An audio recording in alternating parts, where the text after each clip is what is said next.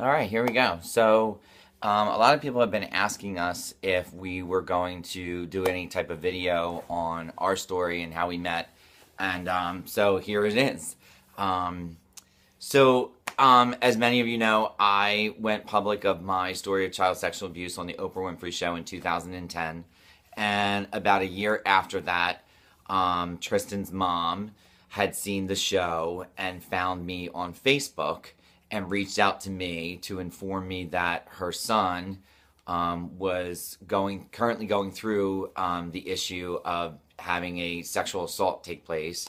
And she really didn't have anybody to talk to, nor did he. They weren't really quite aware of any resources, and she provided me with his contact information, and I think we started to just text at first, correct? Yes, it just started like messaging at first. Yeah, and then there was a time period where we were doing like Skype phone calls, and that was the very first time. I think it was me, you, your mom, and Ron. Yes, Ron, that's right. Okay, yeah, and then, so why don't I turn it over to you, and you can just kind of like walk people through your story. Oh yeah.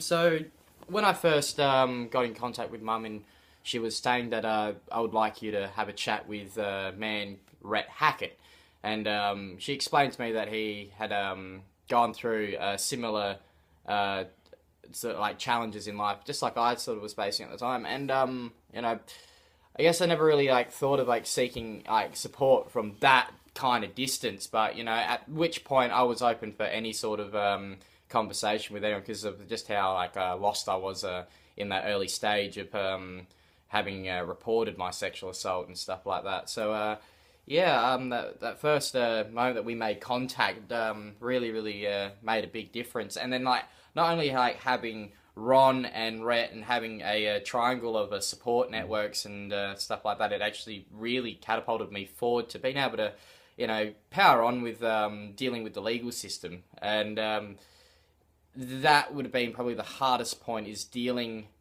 with that, but it made it a whole lot easier knowing that I had support and I was able to contact Rhett at any time. And that was the same with Ron. I had people to talk to, and that prominently was what helped me overcome this challenge.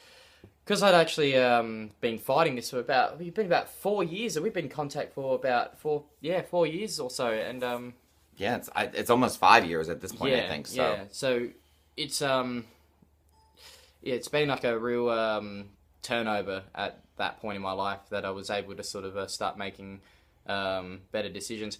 I mean, I had my rocky parts, especially obviously being like trying to sort of work through the my relationships that I had created, and spent a lot of time sort of hiding it away, and then trying to better myself, trying to be the best partner or be the best worker was basically my way of coping, and that's what I had prominently attached to. And it's funny because we have similar in terms of his was a trusted family friend, same thing with me, and then we both did the same path in terms of just trying to be the best so that nobody could kind of figure out what the worst actually was. Yeah.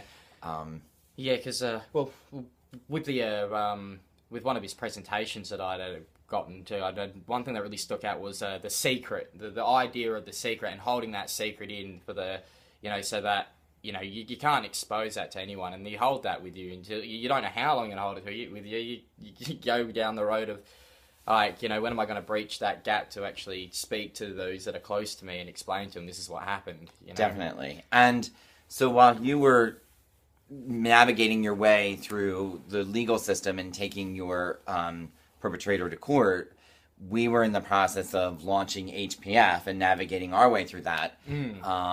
And you got to the end of your court case, and Gad, you might as well just tell the outcome. Yeah. So the outcome was the perpetrator was found not guilty, but the whole aim to this was to basically, I was doing something about it. Whether there was going to be, whatever the outcome had been, it was a matter of like fighting and not just letting this overcome me and defeating me as a man. Because being a male in this kind of sort of assault that had happened to me was really challenging to sort of identify everything about me. I mean, it really really sort of made it difficult to identify my masculinity in a sense. Absolutely. And so then after the court case was over, as you know, and all the while, I mean, I had been in contact with his mom. She's been seeing what HPF was doing, and she reached out to me and said, listen, how would you feel about if Tristan came to the United States, you know, and,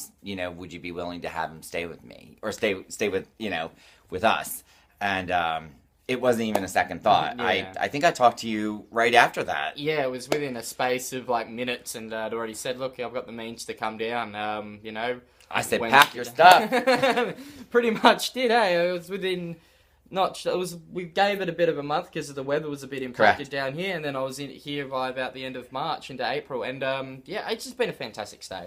I think everyone that I've had the experience to be hanging out with and the energy that everyone's presented has made me feel very welcoming, but it's also given me a lot of uplifting as well, and it's a very, very, you know, awesome experience to be able to express this stuff here into an open forum, and, you know, instead of looking at it as like, oh yeah, I'll be a bit scared about it, no, this is, you know, this is my story, this is how I've managed to overcome it, and, you know, it can be done. People can do this. Yeah, absolutely. And I think, you know, to kind of like wrap this up, it really is about the power of story, because if I hadn't told my story, your mom would have never seen that.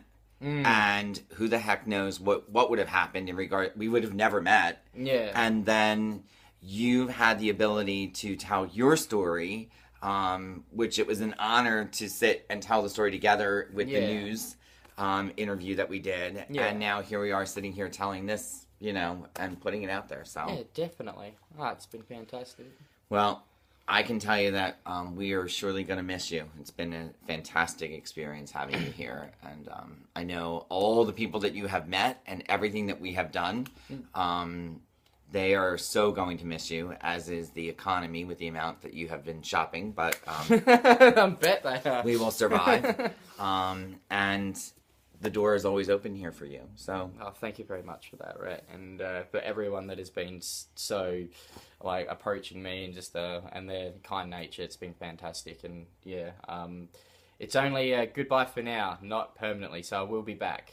Watch out, guys. watch out. Thank you.